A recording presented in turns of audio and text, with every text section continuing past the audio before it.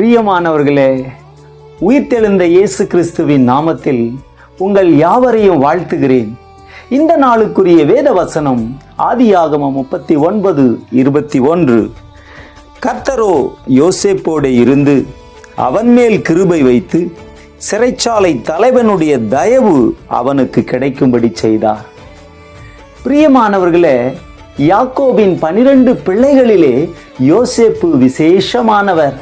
ஆனாலும் அவர் கண்ணீரின் பாதையிலே நடந்ததை வேதம் நமக்கு சொல்லுகிறது. யோசேப்பின் தாயாகிய ராகால் நீண்ட வருடங்கள் குழந்தை இல்லாமல் இருந்து யோசேப்பை பெற்றபோது நீ பெருகுவாய் என்று அர்த்தம் கொள்ளும் யோசேப்பு என்ற பெயரை சூட்டினாள். ஆனால் யோசேப்பு சிறியவனாய் இருக்கும் போதே தன் தாயை இழந்து போனான்.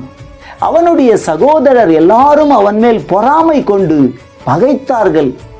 ஆனாலும் கர்த்தர் யோசேப்போடு கூட இருந்தார். சொப்பனங்கள் மூலம், தரிசனங்கள் மூலம் அவரோடு கூட பேசினார்.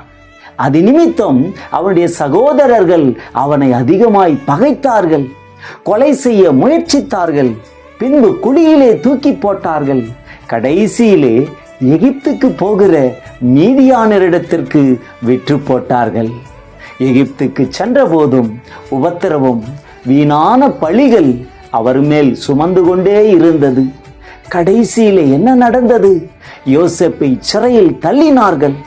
ஆனால் கர்த்தரோ அவனை சிறைச்சாலையில் இருந்து பார்வோனின் ராஜ்யத்தில் அதிகாரியாக உயர்த்தினார். பஞ்ச காலத்தில் அநேக ஜனங்களையும், தன்னை பகைத்து வெறுத்த சகோதரர்களையும், ஏன் தன் குடும்பத்தார் அனைவரையும் ஆதரித்தார். அதுபோல யோசேப்பின் பெரிய தேவன் உங்கள் மேல் மனதுருக்கம் உள்ளவராய் இருக்கிறார். உங்களையும் நினைவு கூர்ந்து உங்களுடைய சிறுமைப்பட்ட நாட்கள், துக்கப்பட்ட நாட்களை மாற்றி, சிறையிருப்பை மாற்றி உங்களோடு இருந்து சகல ஜனங்களிடமும் தயவு கிடைக்க செய்து உங்களையும் ஆசீர்வதிப்பாராக. செபிப்போமா? அன்பின் பரலோக பிதாவே, யோசேப்போடு கூட இருந்து சிறைச்சாலை தலைவனுடைய தயவு கிடைக்க செய்த தேவன், இன்றைக்கு இந்த வார்த்தையை கேட்கிற மக்களுடைய வாழ்க்கையில என்ன சிறையிருப்பு இருக்கிறதோ இப்பொழுதே எல்லா சிறையிருப்புகள் மறைந்து போகட்டும். ஒரு புதிய வாழ்க்கை உண்டாகட்டும். எதிர்பார்த்த நன்மைகள் நடக்கட்டும். காரியங்கள் கைகூடி வரட்டும்.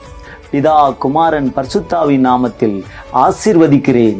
இயேசுவின் நாமத்தில் ஜெபம் கேளும் நல்ல பிதாவே, ஆமென். God bless you.